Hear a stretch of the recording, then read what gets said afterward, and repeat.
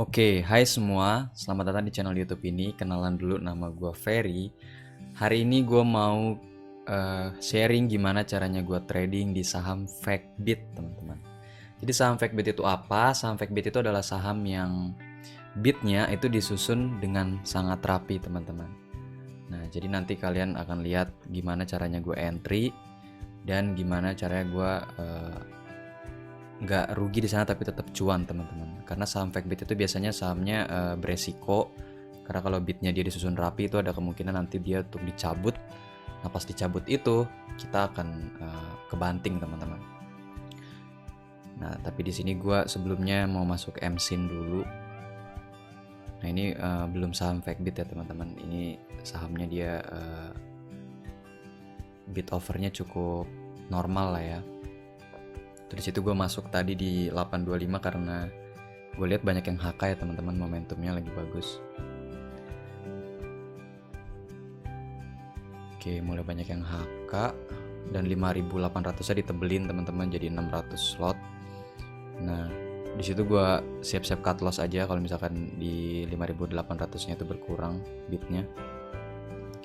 Jadi mungkin bisa jadi gambaran juga kalau mau tentuin di mana cut loss-nya, itu bisa kalian tentuin cut loss-nya di bit-bit yang sekiranya tebel, teman-teman.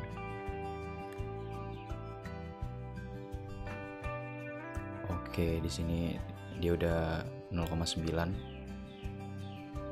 Masih nunggu di 875-nya tembus dulu. Siapa tahu dia bisa nembus 5.900-nya. Oke, di situ 875-nya langsung ditebelin ya, teman-teman, 400 lot. Nah, terus overnya juga ditebelin di 5.900. Kita lihat kalau dia nggak kuat. Dia nggak kuat, jadi gue langsung TP aja di situ, teman-teman. 2 tick 0,9%. Nah, ini dia, teman-teman, saham Factbit.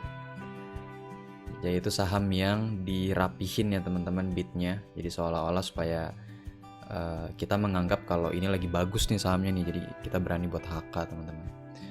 Nah, cara masuknya adalah biasanya pengalaman gue masuk di ketika dia masih di bawah 6%-an atau 5%-an, teman-teman.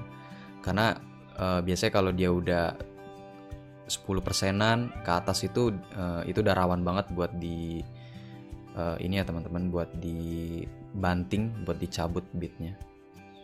Jadi di sini gue dan indikator selanjutnya juga kalian bisa lihat kalau udah mulai banyak yang HK kayak gini, 2 angka, 3 angka terus-terusan.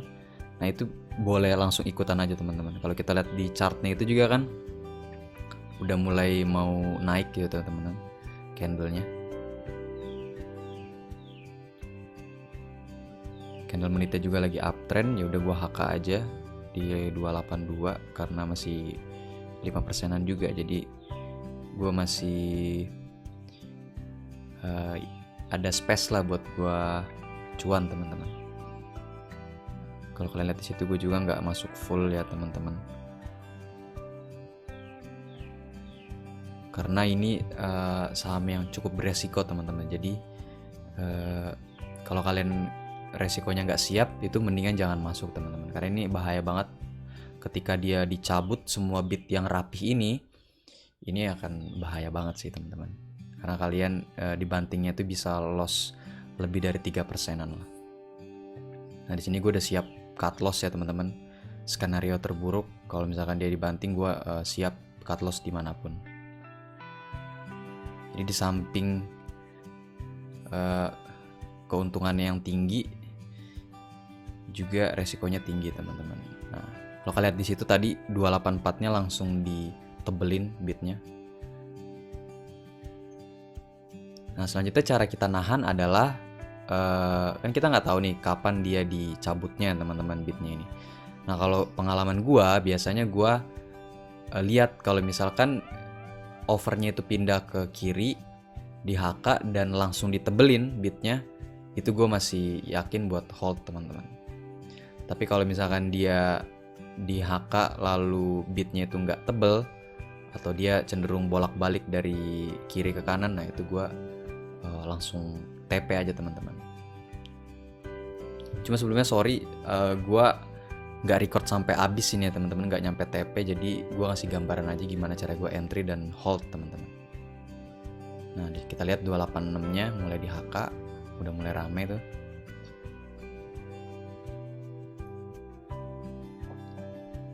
Oke, kita lihat langsung ditebelin atau enggak 286 nya.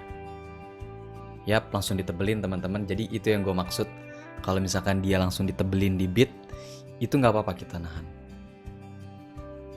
Nah kalau kalian mau cukup di 2% juga itu nggak apa-apa sebenarnya. Itu 2% udah lumayan banget teman-teman. Cuma di sini gue masih mau nahan karena gue lihat bidnya langsung ditebelin.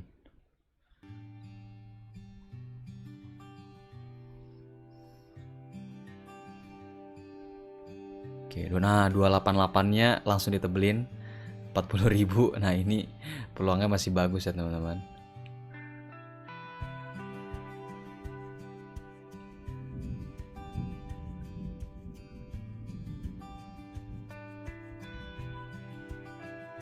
Oke, kalau kalian TP di 290 itu juga udah lumayan banget, udah 2,8%.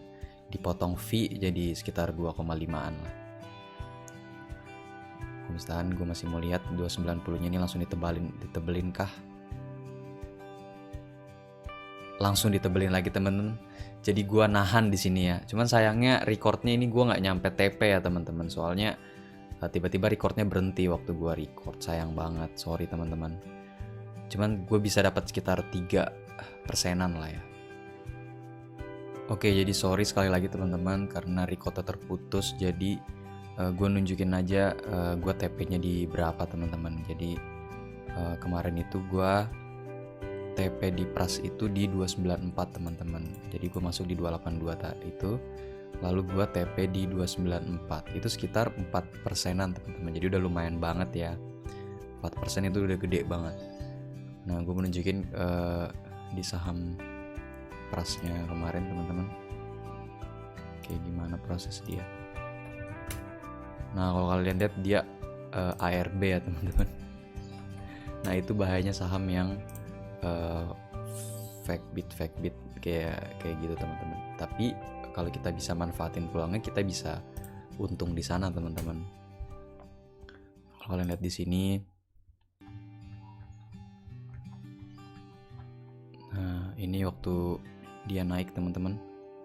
Nah di 294 gua TP.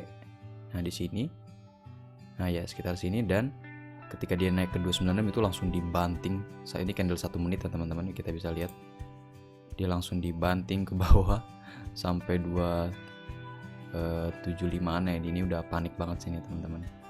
Nah ini yang gue bilang resikonya sangat tinggi teman-teman. Tapi kalau kita bisa manfaatin peluang ketika dia naik di sini, itu kita bisa cuan gede teman-teman. Oke, itu aja video hari ini. Thank you udah nonton sampai habis. Semoga bisa bermanfaat untuk kita-kita yang mau belajar scalping dan mau tahu scalping itu kayak gimana sih teman-teman. Oke, itu aja. Terima kasih dan salam cuan.